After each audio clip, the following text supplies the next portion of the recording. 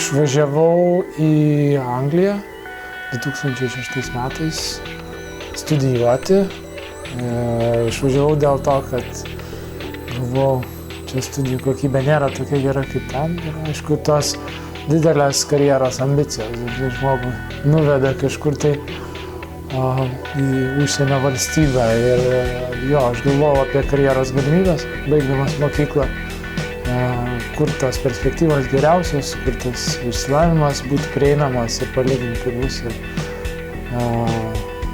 Nusprendžiau važiuoti į Didžiąją Britaniją. Pradžioj į vieną universitetą, Esekso universitetą, įstojau, po to perstojau į kitą. Tai mano studijos tęsiasi nuo 2006 metų iki 2010 metų. Ir man, kaip čia pasakyti, sekėsi tikrai neblogai, nes vienam universitete net buvo per lengva tam pirmam, kuris stojau.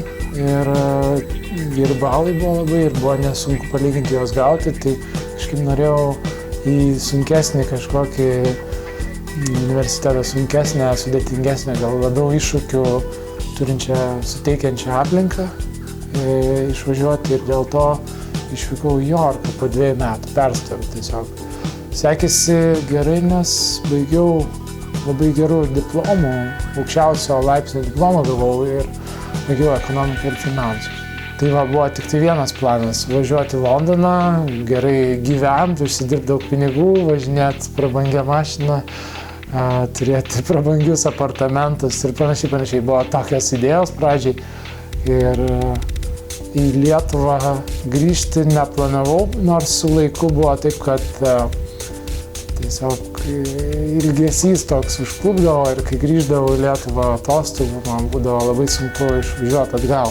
O kai išvažiuodavau, vėl galvodavau apie Lietuvą ir apie tai, kas čia vyksta, apie gamtą, apie žmonės, apie draugus. Tai mintim dažnai būdavau čia.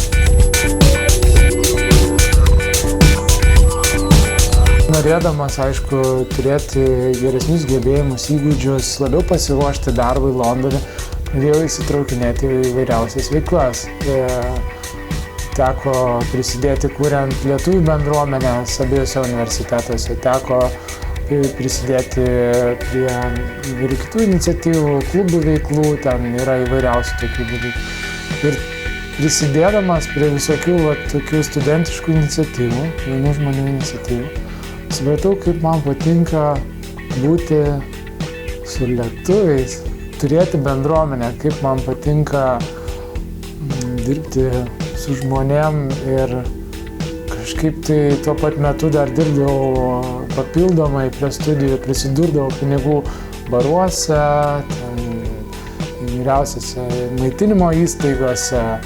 Aš pradėjau užsidirbti pinigų studijų metu ir aš pragyvendavau iš to, ir aš galvojau, negi man reikia daugiau, ar iš tikrųjų gyvenime noriu užsidirbti pinigų, jeigu man vos neužtenka tiek, kiek aš dabar turiu. Ir tada kilo klausimas, ką man ta karjera Londone ir kas man iš to ir ko aš iš tikrųjų norėčiau. Ir atėjo netikėtai tokia idėja, ir aš vieno vakarėlio metu lietuvių draugui pasakiau, aš visai norėčiau kažką prasmingesnio veikti, nebūti tas raiktelis mechanizme, galbūt pabandyčiau mokytojo darbą kažkur. Ir tas žodis nuėjo vieną dieną, būnant Anglijai, man paskambino tuometinis Lietuvos švietimo viceministras Vaidas Bacys, kuris prieš tai buvo Šiaulių Didždvario gimnazijos direktorius, sako, klausyk, girdėjau, kad tu nori tapti mokytoju.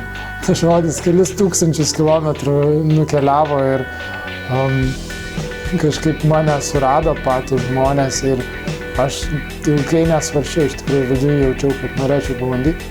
Norėčiau grįžti, parekomendavo aplikuoti į programą Renkuosi mokyti. Taip aš atsidūriau Šiaulių Didždvario gimnazijoje, tarptautinio bakalaureato klasėje, mokiau ekonomiką ir matematiką anglų kalba, 11-12.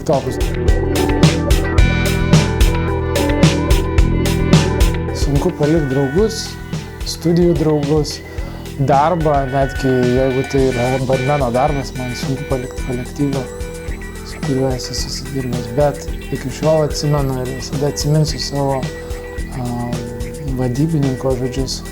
Sakau, klausykit, aš čia turėjau dar dirbti porą savaičių, bet man reikia grįžti į Lietuvą, nes man yra mokytojų mokymai, parengimas, tokie trumpi kursai. Sakau, nežinau, kaip čia daryti, sako, tu to nori? Sakau, jo, tai sako, važiuok. Tai va, taip ir išvažiavau, labai kažkaip lengvai ir tą palaikymą jaučiau.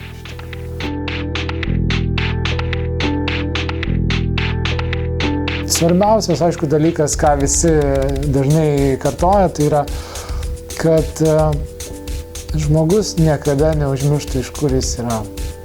Nepradėtų keliaudamas neigti savo tapatybės arba bandyti bėgti nuo savęs ir nuo savo krašto, nes tai kalba užkoduoja kultūrą. Tai, kaip mes mąstom, iš dalies yra veikiama mūsų kalbos, mūsų papročių, mūsų švietimo sistemos, panašiai. Tai labai palaikau keliones. Jeigu kažkas nuspręs, kad jo gyvenimas yra idealus, tas gyvenimas, kurio nori, yra Amerikoje, prašau, tegu važiuoja. Bet galbūt kažkas Amerikoje būdamas ne pirmos kartos lietuvis, arba gali būti ir pirmos, supras, kad jis norėtų grįžti į Lietuvą ir ten kažką padaryti prasmingą. Aš tokių žmonių sutikau, tarp kitko.